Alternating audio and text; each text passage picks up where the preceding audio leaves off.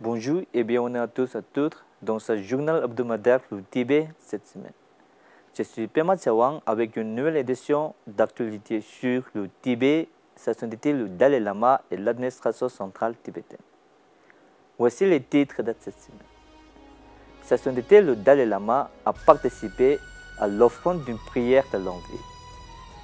Sa sainteté, le Dalai Lama adresse ses vœux chaleureux au Premier ministre Narendra Modi à l'occasion de son 74e anniversaire. Sidyon Pemba Tsering exprime son inquiétude au sujet de deux musées parisiens qui utilisent une terminologie chinoise dans des catalogues d'art tibétains. La 8e session du 17e Parlement tibétain en exil s'achève en exprimant sa solidarité avec les Tibétains de l'intérieur. L'école Ocean of Wisdom reçoit l'approbation du ministère de l'Éducation du Minnesota pour l'octroi d'une charte. La 4e conférence européenne sur le bouddhisme tibétain organisée en Belgique. Le représentant de la Mongolie à Taïwan visite le bureau de Tibet à Taipei. Il met l'accent sur les liens culturels et religieux entre la Mongolie et le Tibet.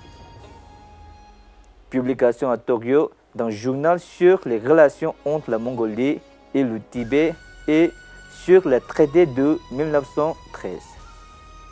Le département de la religion et de la culture présente le projet de bibliothèque numérique tibétaine lors du 7e séminaire international des jeunes tibétologues à l'université Oxford.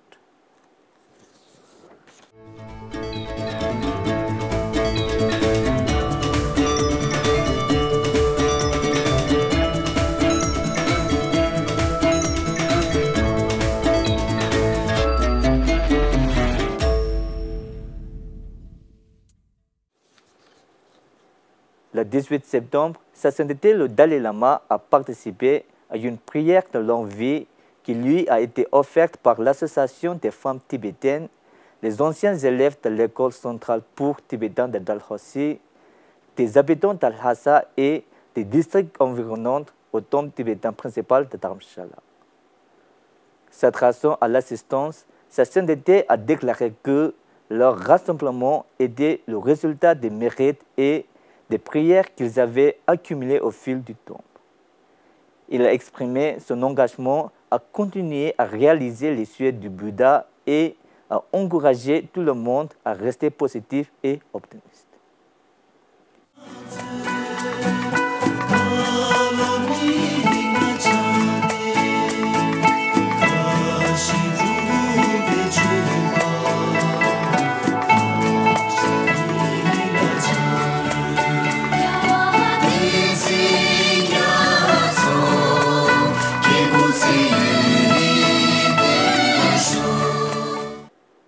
Le 17 septembre, Sa Sainteté le Dalai Lama a écrit au Premier ministre Narendra Modi pour le féliciter à l'occasion de son anniversaire et faire l'éloge des traditions indiennes, d'Ahimsa et de Karuna, ainsi que de l'enfance mondiale croissante de l'Inde.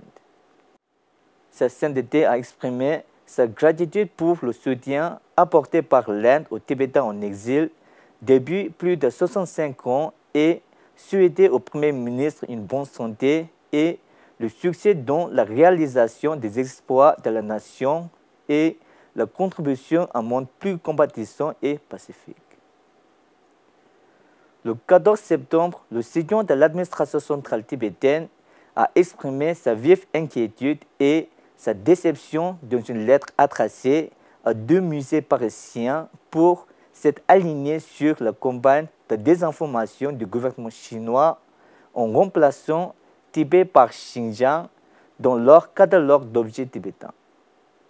La lettre transmise par le bureau de Tibet en Belgique a été adressée à des personnalités de premier plan, dont les ministres français de la Culture et des Affaires étrangères, les maires de Paris, les directeurs des musées et les membres du groupe de soutien au Tibet du Sénat français. Le Sidyon a critiqué le musée de Quai Branly et le musée Guimet pour avoir utilisé Xinjiang et Himalayan Vault à la place du largement reconnu Tibet dans leur collection d'objets tibétains dans le cadre d'un programme d'échange culturel entre la France et la Chine. Il a qualifié cette décision de concession inacceptable aux efforts de la République populaire de Chine pour effacer le Tibet en tant qu'identité culturelle indépendante initiée par le département du travail du Front uni en 2023. Soulignant la contradiction entre les valeurs de liberté de la France et les actions des musées, le Sigon a fait remarquer qu'il est profondément troublant que les institutions culturelles françaises qui représentent une nation attachée à la liberté, à l'égalité et à la fraternité soient complices de la tentative de la République populaire de Chine d'effacer l'identité tibétaine. Ce mépris des normes linguistiques et des aspirations du peuple tibétain constitue un dangereux précédent pour les nations démocratiques. Il a conclu en exhortant les musées à reconsidérer leur position et à représenter fidèlement le Tibet conformément aux faits historiques, au droit international et aux aspirations du peuple tibétain. Le 19 septembre, sous la présidence de Khenpo Sonam Tenbé, le dernier jour de la 8e session du 17e Parlement tibétain en exil, a débuté par l'examen d'un projet de loi et de résolution officielle dont une exprimant la gratitude des États-Unis pour l'adoption de la loi Resolve Tibet Act. En outre, une résolution exprimant des remerciements officiels à Janet Rice, ancienne membre du Parlement australien, qui a été une fervente défenseuse de la cause tibétaine, a également été adoptée.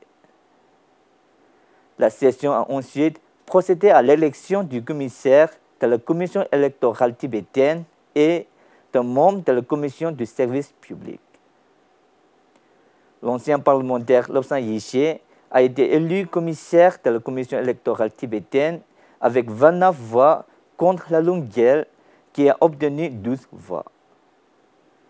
Le directeur du TCV, Tsuljim Dorje, a été élu membre de la Commission du service public avec 24 voix contre Thubten Yarbel qui a obtenu 18 voix. Après l'examen de la liste des points à l'ordre du jour, la session a procédé aux premières et deuxième lectures de l'amendement à l'article 63.4 dans le cadre de la procédure législative. Les amendements proposés aux articles 63, 2b et 4 de la Charte des Tibétains en exil ont été adoptés à une forte majorité. En revanche, la proposition d'amendement de l'article 37.1 a été abrogée faute d'avoir obtenu la majorité des 2 tiers requis. Dans son discours de clôture, le président a remercié le Sigon, la vice-présidente, les ministres et les parlementaires pour leur participation et leur coopération. Il a également informé la Chambre de référence nécrologique de la résolution de solidarité, des amendements législatifs, de la motion de gratuite, des rapports des départements de l'administration centrale tibétaine, de la clarification du CACHAC, de l'élection du commissaire de la commission électorale et d'un membre de la commission du service public et des questions pertinentes prises au cours de cette session, ainsi que des programmes et des projets parlementaires à venir. L'école Ocean of Wisdom a reçu l'approbation officielle de sa charte par le ministère de l'Éducation du Minnesota, ce qui marque un tournant pour la nouvelle institution. La charte accordée aux Innovation Education Opportunities permet à l'école Ocean of Wisdom de lancer une école publique unique en son genre qui accueillera des élèves de la maternelle à la 8e année. L'école, qui devrait ouvrir ses portes à l'automne 2025, proposera un enseignement gratuit intégrant le programme C-Learning de l'Université Emory comme pierre angulaire du programme d'études, ainsi que des cours de langue tibétaine. Cette approche vise à favoriser le développement académique, émotionnel et éthique des élèves dans un environnement stimulant. Dans son communiqué de presse, l'école Ocean of Wisdom exprime sa gratitude à Sa Sainteté le 14e Dalai Lama pour avoir béni et nommé d'école, ainsi que Sejong Pemba Tsering et au bureau du Tibet à Washington pour leur soutien indéfectible. La 4e conférence européenne sur le bouddhisme tibétain s'est tenue à Yondeling, Belgique, les 13 et 14 septembre 2024, réunissant 44 délégués représentant 28 centres bouddhistes de 9 pays européens. La conférence a débuté par une cérémonie d'ouverture comprenant une invocation de la Sangha, suivie d'un massage vidéo de Sejong Pemba Tsering, le ministre en exercice du département de la religion et de la culture de l'administration centrale tibétaine. La représentante du bureau du Tibet à Bruxelles, Rinzing Tienkan, a souhaité la bienvenue aux participantes à cette conférence d'une journée et demie qui avait pour but d'explorer, entre autres, le concept de réincarnation dans le bouddhisme tibétain en mettant l'accent sur la succession de Sa Sainteté le 14e Dalai Lama, compte tenu des tentatives incessantes de la République populaire de Chine d'interférer en la matière. L'orateur principal de la conférence, le vénérable Geshe Lhagtor, directeur de la Bibliothèque des œuvres et archives tibétaines, a prononcé un discours d'ouverture perspicace qui a donné un ton positif aux discussions et a motivé les participants à s'engager profondément dans les thèmes présentés. Le représentant du bureau de Tibet à Londres, le coordinateur du bureau de Tibet à Paris et le responsable du plaidoyer des Nations Unies ont adopté à l'unanimité une déclaration en 6 points après nombreuses délibérations et une discussion sérieuse. Gang Huiyak Tumumbatar, le représentant du bureau de représentation économique et commerciale de l'Ulaanbaatar à Taipei et le représentant adjoint Zolzaya Bolsai Khan ont rendu visite au bureau de Tibet 6 à Taipei le 13 septembre et ont discuté des liens historiques, religieux et culturels entre les deux nations. Le représentant du bureau de Tibet, Khesan Gyaltsen Bava, a donné un aperçu concis du bureau de Tibet à Taipei et de l'administration centrale tibétaine. Il a également informé la délégation mongole en visite de la lutte permanente du peuple tibétain pour la liberté, de l'état actuel du bouddhisme tibétain à Taïwan et du soutien qu'ils ont obtenu, y compris les législations américaines successives concernant le Tibet. Un journal sur les relations entre la Mongolie et le Tibet et le traité de 1913 en japonais a été publié lors d'un événement organisé par le Congrès de la Mongolie du Sud le 14 septembre au bureau de Nakano Wat parmi les spécialistes du Tibet et les partisans de la Mongolie ainsi que les représentants des médias. Le journal est une compilation des articles soumis par les chercheurs et les panélistes l'année dernière à l'occasion du 110e anniversaire du traité d'amitié et de reconnaissance mutuelle entre la Mongolie et le Tibet, signé le 11 janvier 1913. Le représentant Dr Tsewan Gyalpo Arya, invité à la publication du journal, a parlé de l'importance de l'histoire, de la culture et de la langue et de la manière dont le Parti communiste chinois a essayé de détruire l'identité des ressortissants mongols et des Tibétains et de déformer leur histoire. Il a expliqué que les revendications de la Chine sur la Mongolie et le Tibet, fondées sur l'hégémonie des dynasties Yuan et Qing, dont le passé était sans fondement et constituait une déformation grossière de l'histoire. Lors du récent 7e séminaire international des jeunes tibétologues à l'université Oxford, une équipe du département de la religion et de la culture de l'administration centrale tibétaine a présenté son projet de bibliothèque numérique tibétaine financé par l'Agence des États-Unis pour le développement international. l'équipe de distribuer des brochures d'information et a donné une vue d'ensemble du projet afin d'informer les participants de ses objectifs et de ses progrès.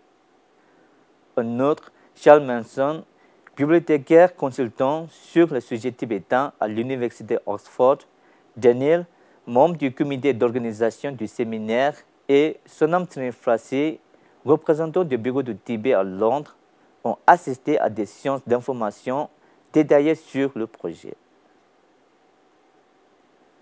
Le 15 septembre, le bureau du Tibet à Bruxelles a organisé une conférence sur le bouddhisme et e-learning en Europe du Sud-Est avec Geshe Lartor, directeur de la Bibliothèque des œuvres et archives tibétaines.